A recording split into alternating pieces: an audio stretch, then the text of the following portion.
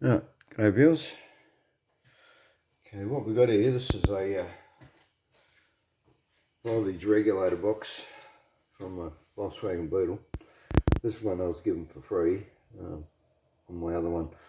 What happened is the generator shorted and then it burned out the regulator box as well. Burned out this piece here, which is a restrictor or something, some sort of fuse type thing. Anyway, it burnt through that and it burned out one of the contacts. It's got like coils inside it with contact points that open and shut, and yeah, it also burnt one of the contact points out inside it. But anyway, when I got it, as you can see, it's rusted out, and it was rusted right up through here where the terminal wires clip on there. Yeah, so I just scrubbed it up with emery and put it on. That got me home, but yeah, it was already starting to go rusty again, you know, just within 2 weeks, and we hadn't even had any rain or anything. So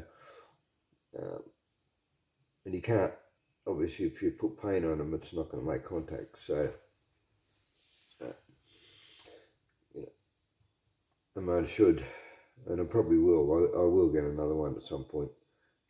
Get a brand new one. They're not that expensive. However, I'm still recovering from the trip, and I've got a whole lot of other things to pay for. So in the meantime, I'm going to make this. What I've got here. This is that's the lid. This is Baker's soldering fluid. Hope you can see that. Now, whenever you're doing steel or large, you have to have this. When you buy solder wire, it's got, well, it's what they call resin core. It's got the flux inside it, but it's not enough for a surface like this, especially steel. The solder will not take to it. So, yeah, hope you see that. I've put the flux. The flux is sulfuric acid, I think. It's sulfuric. Better check on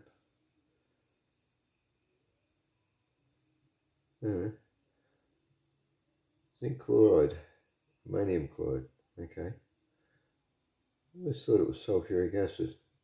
Anyway, so it's chloride. Anyway, that won't do anything at all to that metal until you put heat on it. So you, I got some solder going. This is just stick solder. So I don't actually have any wire solder at the moment anyway. It's just plumbing solder. Same thing. Just doesn't have the, yeah. If you're using this even on wires, you have to add flux to it because there's no flux in it. Yeah. It just spreads everywhere where the flux was.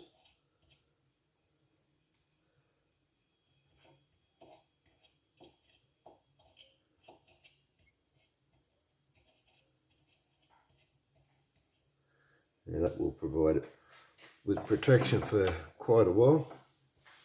However, this has got solder connections inside it, so I'm going to cool it down. That one blow the solder out of the lid there. That one I've already done. I've already cooled that here.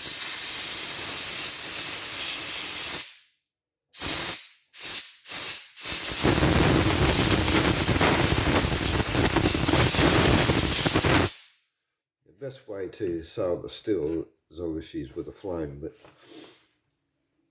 yeah, can't put a flame on something like this. If it were a bigger piece, like I've joined together, I had an outboard. Made a bit of a long story. I burn out the fuel before I weld them and stuff, and done that to a lot of fuel tanks, but this was an old boat, an antique thing, and what I didn't know is that the two pieces were soldered together. And yeah, I set the light, burn the fuel out so I could weld up a rust hole, and the whole thing fell to pieces. And so I had to go out and buy this thing. This is a an old copper soldering iron, and you can either use it with a flame or I just stick it in the firebox. But yeah, any large areas of solder, yeah, especially on steel, use that, use this, use the flux. I used that the other day. Can't think of what I used it on now. Anyway, used it for something. Something that was too big for the soldering iron to heat up anyway. Anyway, done one side, and yeah, same on the other side. So, as I should make sure when I clamp this I don't damage anything. I'll clamp the whole lid on there. Oh, yeah, I haven't done the underside one. No, I'll do that. What?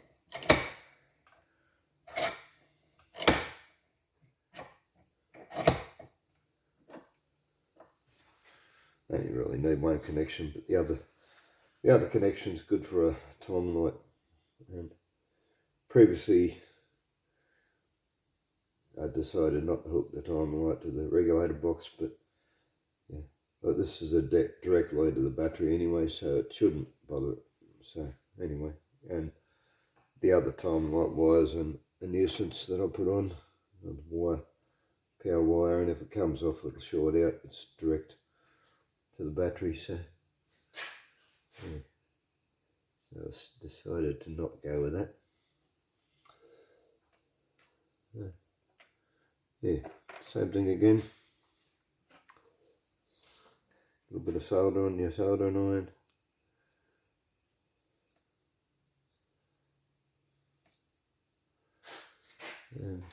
Yeah, it will only go. It will go immediately, and it will only go to where you put the flux.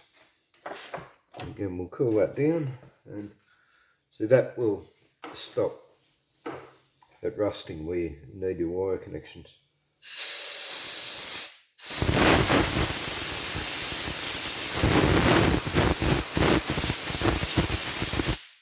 Once again, yeah, so cooling that because I don't want to melt any of the solid connections inside the box. Anyway, so I'm going to do the other sides. It's the same process, no point showing anymore, but yeah, if you've got a something that's steel electrical and you want to, that's gone rusty, yeah, that's what you do. It's called tinning. Okay, thanks for watching. Hope it's helpful to somebody. Bye.